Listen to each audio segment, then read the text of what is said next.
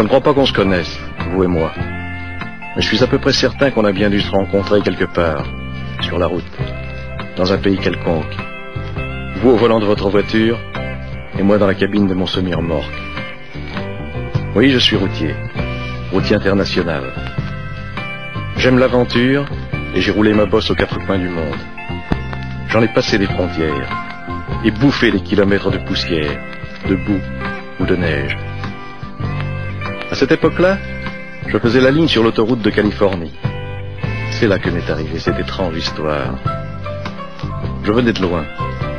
Je conduisais depuis trop longtemps, et la fatigue commençait à se faire sentir. J'hésitais à réveiller le copain qui dormait dans la couchette, et pour me tenir compagnie, j'avais branché le radiotéléphone de bord. Le mobilophone, comme on l'appelle aux États-Unis. C'est un appareil qui nous permet, à nous autres les routiers, de garder le contact et de nous entraider en cas de coup dur.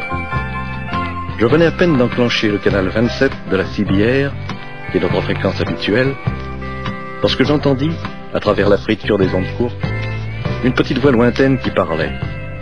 Une petite voix d'enfant qui appelait. Allô? Allô, les routiers? Ici Teddy. Teddy Bear. M'entendez-vous? Ici Teddy. Répondez-moi.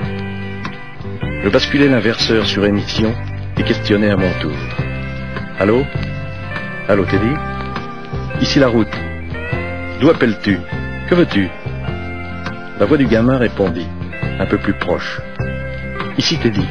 J'appelle les routiers. Je t'entends Teddy, que veux-tu? Je suis tout seul. Je m'ennuie. Et je voudrais parler un peu avec vous. Je vous appelle avec le radiotéléphone de mon papa. Cet été, nous avons eu un très grave accident. Et je suis toujours dans mon lit. Le docteur dit que je pourrai remarcher un jour et que ce sera sûrement très long. J'habite une maison tout près de l'autoroute. Je suis souvent seul le soir, car maman est serveuse dans un motel pour nous faire vivre. J'ai perdu mon papa dans l'accident qui a détruit son camion et qui m'a cloué au lit. Il m'emmenait de temps en temps pour des petites courses. Et maintenant, il ne vient plus jamais de routier, paraît-il. Alors j'essaie de vous accrocher, avec le radiotéléphone qui nous reste, pour vous parler un petit peu, quand vous passez sur l'autoroute. Je ne suis pas une fillette, mais il me sembla soudain que mes yeux se brouillaient, que j'y voyais moins bien. J'arrêtai le moteur, au premier embranchement venu, et je sortis ma carte. Dis-moi, Teddy, où habites-tu exactement? Le petit me situa à sa maison. J'avais de l'avance sur l'horaire, je remis en marche, et je sortis de l'autoroute. Bien que j'ai foncé pour arriver chez lui, je n'étais pourtant pas le premier. Bon sang, 6 énormes bahuts m'y attendaient. 6 copains avaient entendu notre conversation et m'avaient devancé. D'autres arrivaient encore. Je réveillai mon coéquipier qui n'en croyait pas ses yeux. On est tous entrés. On a sorti Teddy de son petit lit, et ce fut vraiment la fête. Chacun voulait le porter, l'asseoir derrière son volant, le cajoler. Le gosse rayonnait. On lui donna un tas de bricoles qu'on avait dans nos cabines, et puis il fallut bien penser à repartir.